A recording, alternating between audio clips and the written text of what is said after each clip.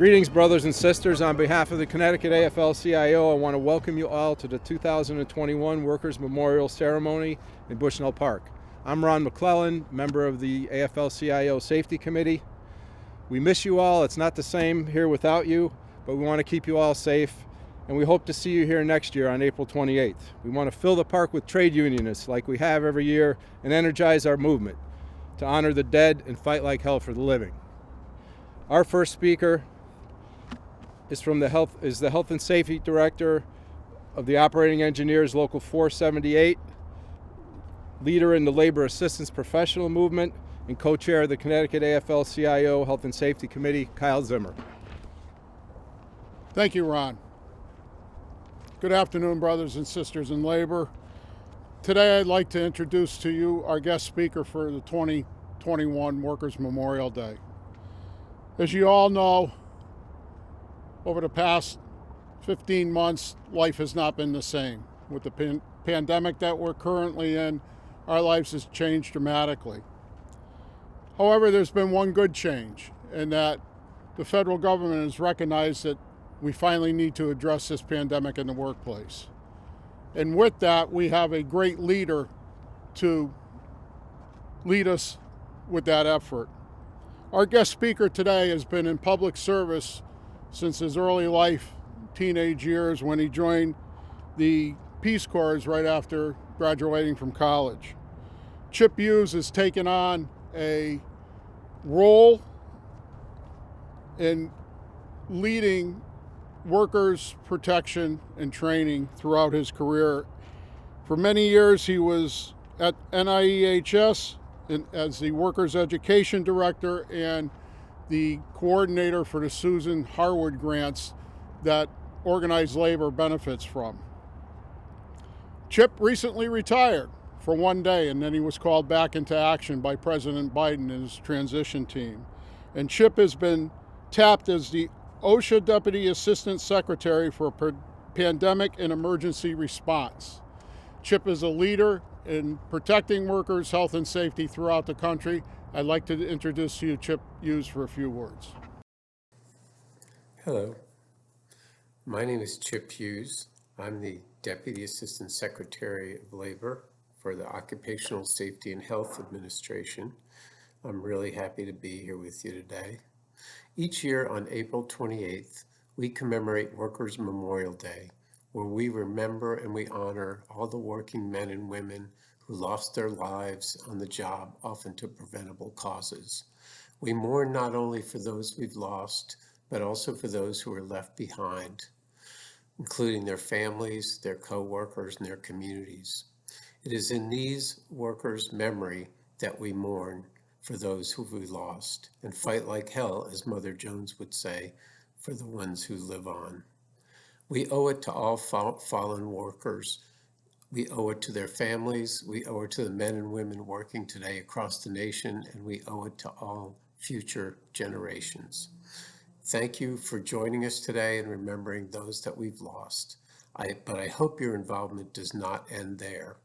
As you've heard throughout our program today, most tragic workplace deaths are preventable, and it is incumbent upon us to do everything that we can to prevent them. We have to collectively do a better job of educating workers and educating employers on hazards, and we have to make sure that they're following through to address them. We need to support employers who want to do the right thing in protecting workers and do everything in our power to persuade the ones who don't, and that is the right thing to do. We also have to make sure that every worker knows their rights and knows what to do if they believe that their safety and health is not being protected. It will take all of us, we in the Department of Labor, our union brothers and sisters, workers, family advocates, every one of you, whether you're an employer, a worker, or a family or friend of someone who is a worker. We all have to come together and continue to fight to stop these tragic and unnecessary deaths. We must keep making progress and continue the dream that one day events like this one will be a distant memory, and one day every preventable worker death will be prevented. We have to keep fighting until every worker is able to go home to their family at the end of the day and be safe and healthy. Thank you very much. Our next speaker to present the Health and Safety Award is a champion for justice on all fronts, President of the Connecticut AFL-CIO, Sal Luciano. None of us have experienced a year like we just had. Health and safety have been at the forefront of everyone's mind as we continue to struggle with this global pandemic. So as the Health and Safety Committee discussed who should receive this year's Michael Petosa Health and Safety Award, we quickly reached a consensus: Connecticut's frontline essential workers. Throughout the past year, many of us have been fortunate enough to work from home and keep our families safe. But our essential workers have had to continue to show up every day. They've been going to work, feeding and protecting our communities, and taking care of us when we're sick. These courageous workers have kept our state running during this public health emergency, often without adequate personal protective equipment, and jeopardizing their health and the health of their loved ones in the process. Who are Connecticut's essential workers? Everyone knows about the doctors, nurses, correction officers, police, firefighters, and grocery store workers.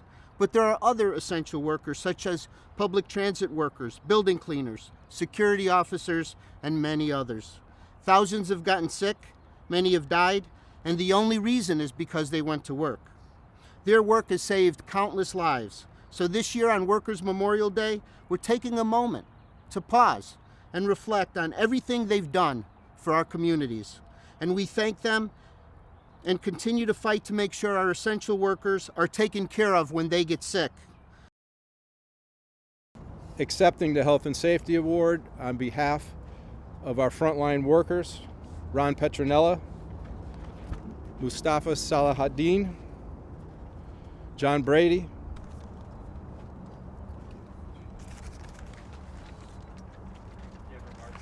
Yes, I do. Good afternoon, brothers and sisters, fellow unionists. My name is Mustafa Salahuddin. I'm here on behalf, accepting this award on behalf of the Amalgamated Transit Union, ATU Local 1336 primarily, but on behalf of the Connecticut Amalgamated Transit Union unions. I want to take this opportunity to thank Sal Luciano and the staff and board and committee who thought enough to include us in this award. And I'm here on behalf of the countless transportation workers throughout the state of Connecticut, and it is an extreme honor to do so. But I would be remiss if I didn't mention those who aren't here today. I have a few names that I would like to read off, and I would also like to acknowledge those individuals who have battled this terrible virus, and those who continue to battle this terrible virus. And those that are no longer with us are as follows: Operator Albert DeRubis, Bridgeport, Connecticut, Greater Bridgeport Transit, ATU Local 1336. School bus operator Mario Sierra, Durham School Bus Services, Trumbull, Connecticut, ATU Local 1336. Brother Howard Rogers, Connecticut Transit, New Haven, Connecticut, Maintenance Department, ATU Local 281. Operators Joseph Madori and Saeed Hussein, Rocky Hill, Connecticut, Connecticut Transit, ATU Local 1763, Rocky Hill, Connecticut. It is fitting that we always remember those who perished from out of any type of tragedy and any type of work condition. And I want to thank the AFL-CIO primarily for standing up for the rights of these workers and making sure that we have a safe employment to go to. And I'm going to leave you with, we should always pray and remember our dead and fight like hell for the living. This is for them. Thank you.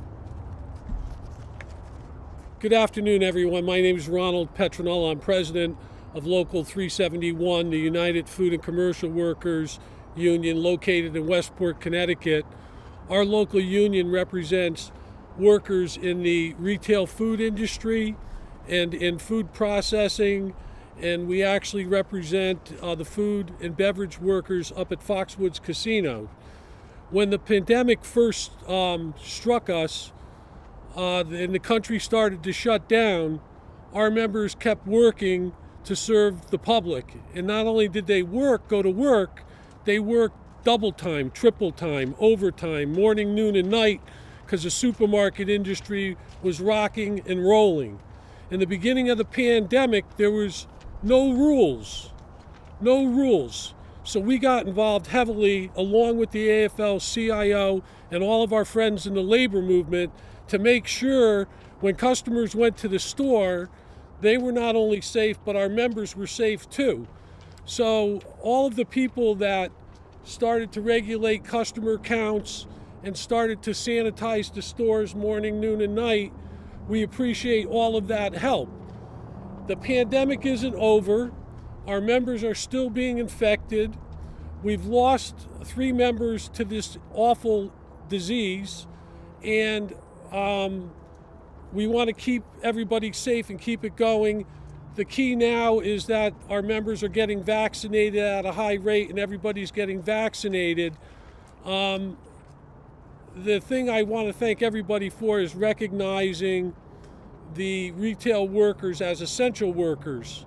And along with the AFL-CIO and our brothers and sisters in the labor movement, they made that possible. So I want to thank you for this plaque and this award. I will share it with our membership, and like they say, mourn for the dead, but continue to fight for the living. So thank you, stay safe, and have a great rest of the day. Good afternoon. My name is John Brady. I'm a registered nurse, and I'm the Executive Vice President of AFT Connecticut. It's an honor to accept this award on behalf of our 30,000 members of AFT Connecticut, and I thank the AFL-CIO Health and Safety Committee for recognizing Connecticut's essential workers.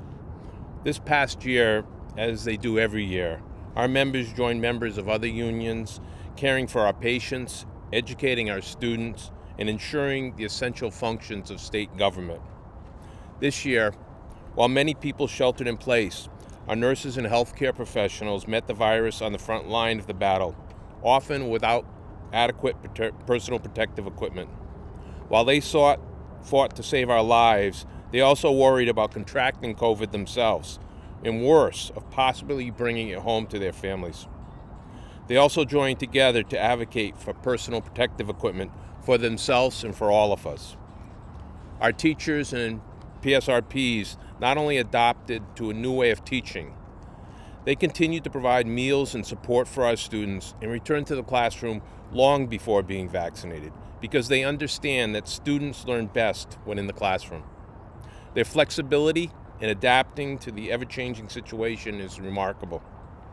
Our dedicated public servants, members ensured the continuation of state services and were more in need than ever, sometimes from home, but often from public buildings and the community.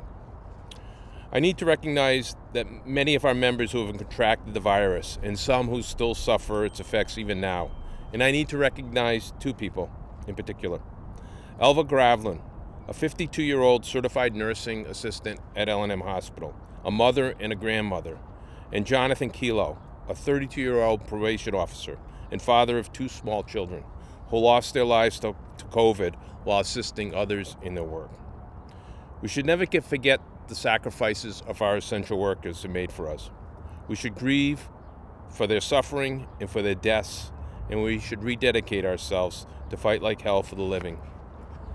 This award is in recognition of those sacrifices, and I thank the AFL-CIO for recognizing all the essential workers of the state. And I wish you a good day in safety.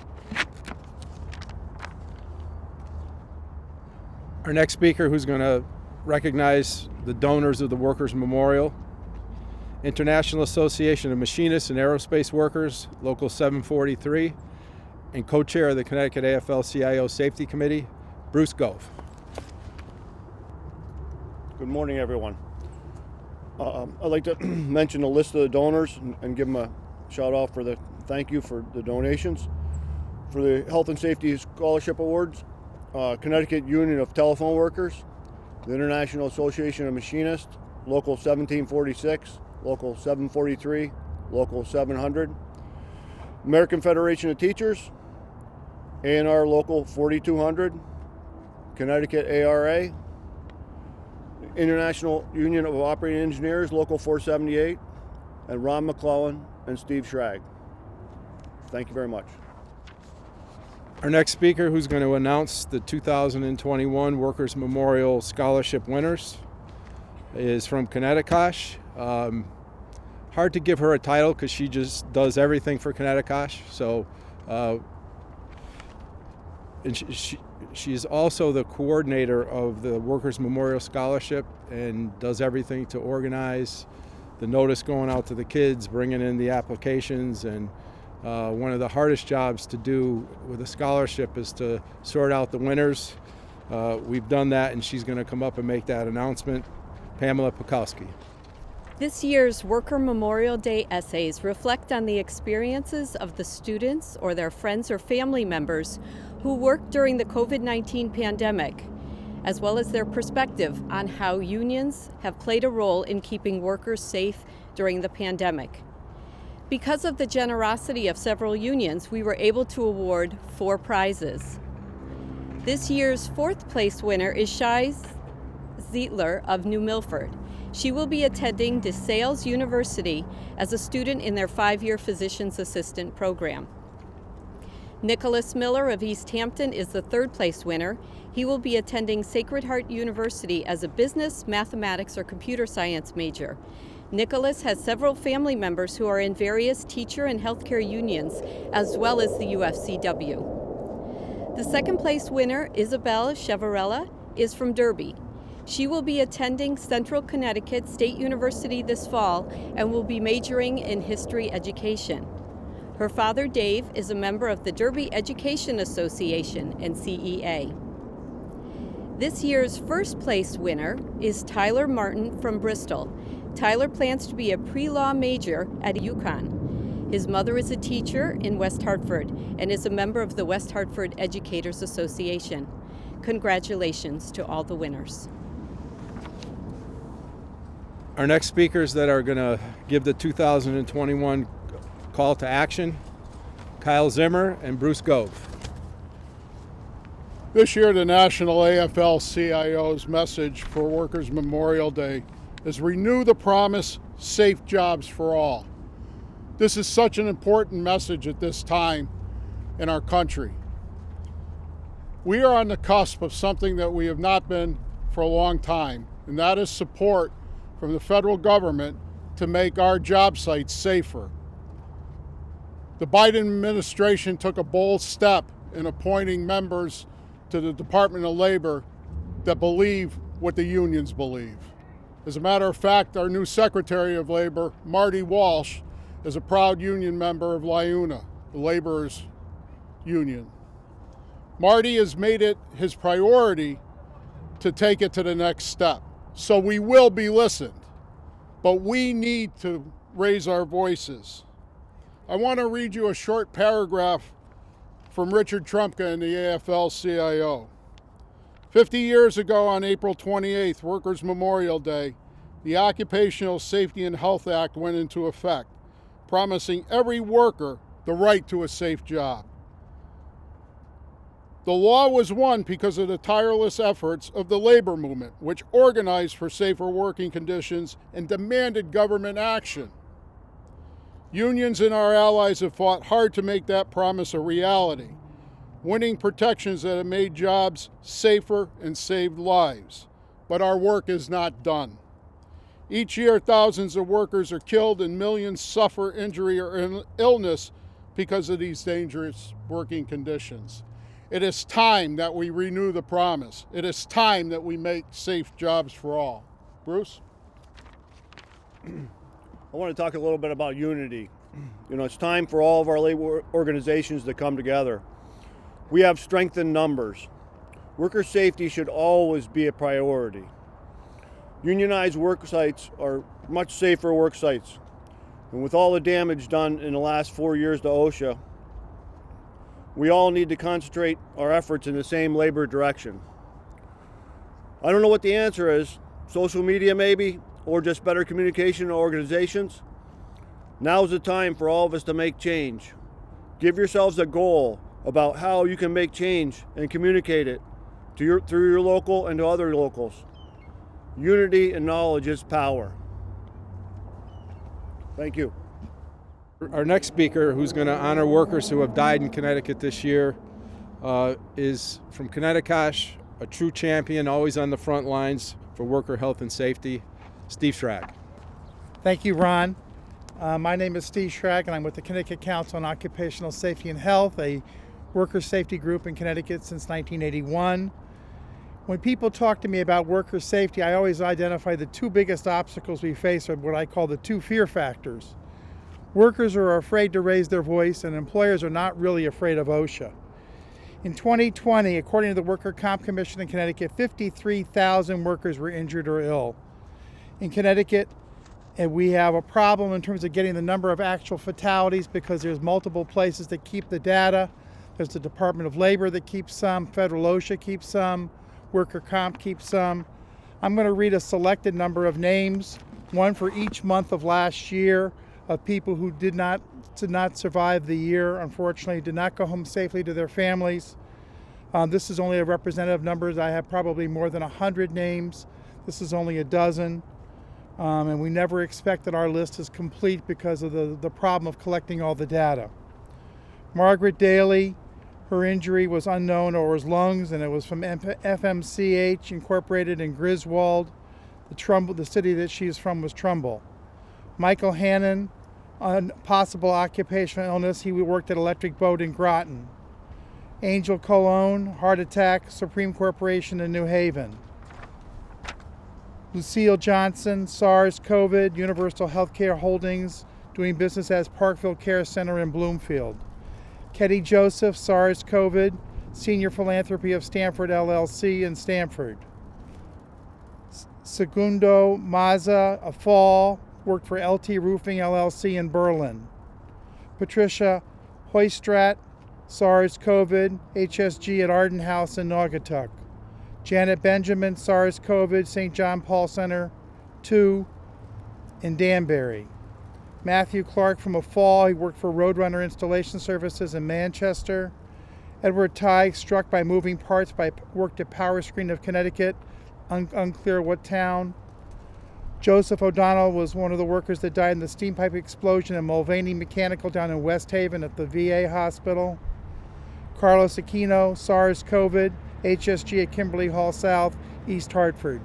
That's a limited number of lists. There are other workers that we could have added.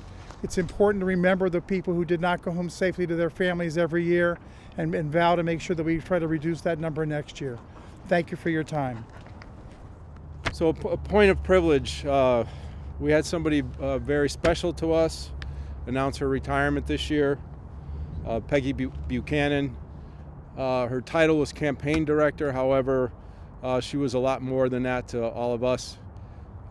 She inspired us with her energy and her commitment to the labor movement, her work on the Workers' Memorial Committee, keeping us centered, keeping our attention to detail.